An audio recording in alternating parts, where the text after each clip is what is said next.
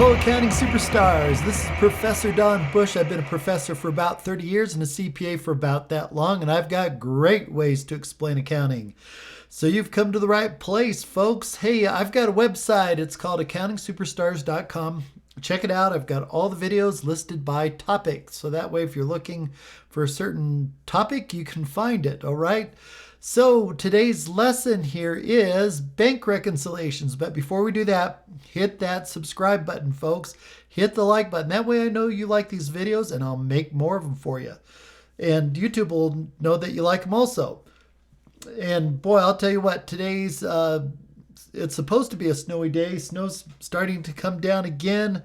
I live up here in Colorado, Rocky Mountains, about 8,500 feet. It's got a beautiful view of Denver. So anyways, let's get rocking here. Bank reconciliations. This is the second example. And it's a tiny bit more involved than the first example. The first example was as easy as it gets. And the second example here, I just added a couple of things. So hopefully you'll get the hang of it. So why in the world should we do bank recs? Most people don't do them anymore. Most people just look on the internet to see how much money they have. But it's really important that you do. For one thing, it assures you that you've got the amount of money that you think you do. Also, it's a good way to make sure that people aren't ripping you off here, because it's real easy for bookkeepers or employees to rip you off. So these bank recs, they'll help you out. So easy. They're not that hard to do. So what does it look like? Well, bank recs are divided into two halves, an upper half and a bottom half. And they start out here with the bank. The top half here in the green is all about the bank. So ending cash balance per bank statement will be up here. And then things that the bank didn't know about. And a lot of things could be in here. Things like bank errors. There's a good one. Outstanding deposits, outstanding checks. There's a few more. And down in the bottom half here, these are according to the accounting records or our own records if we're doing this for our own personal use. And the accounting records here, things that the company did not know about. So things that we didn't know about. And this could be a whole bunch of things. For instance, it could be a mistake that we made, or it could be a bank service charge, or maybe one of our customers' checks bounced. That's no fun. Maybe one of our checks bounced. So we'll find out. And then if everything goes well, we'll have an adjusted cash balance here. I've got it in red here. And another adjusted cash balance down in the second half. And hopefully these two will match. And once they do, we'll know that we did a good job reconciling. So let's get down to the information. So here we are. In the green is information about the bank. So ending cash balance per bank statement, $2,000. Outstanding checks, bank errors. So what we need to do is let's drop that down into the bottom section. So what I'm going to do is split the screen here a little bit. All right, very simple. So all we do, ending cash balance per bank statement, we just plug it in. Just get it off your bank statement. It'll have it printed on there.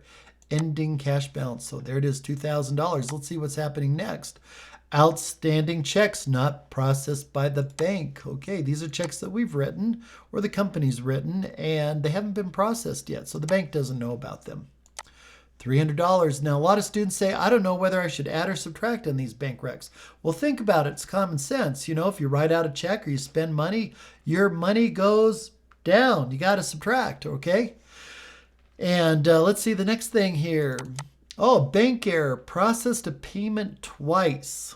All right, so the bank took money out. Now, the bank doesn't realize it did this mistake. We're going to have to call the bank and let them know. But apparently, they subtracted out the same payment twice.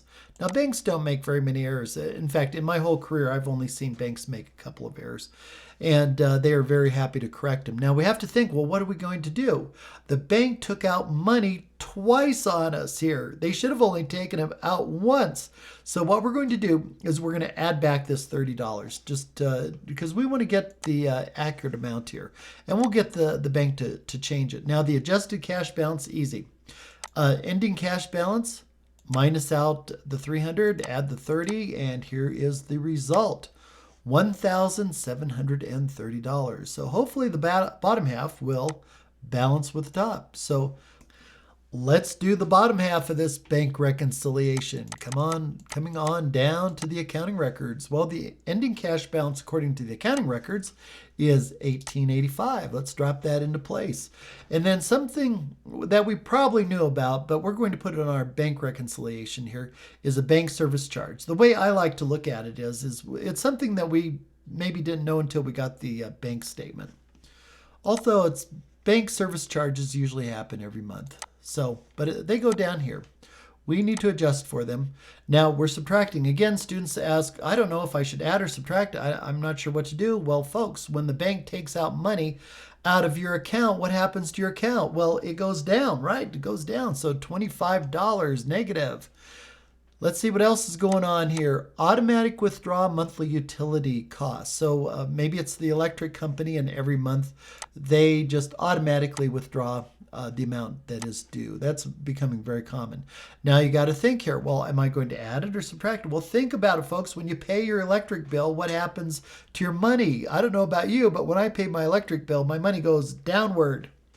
All right, so there we go, negative $130. So let's get that adjusted cash balance here. So we start with the $18.85, which is the ending balance per the accounting records. So we subtract out 25, we subtract out 130. Let's see what we get.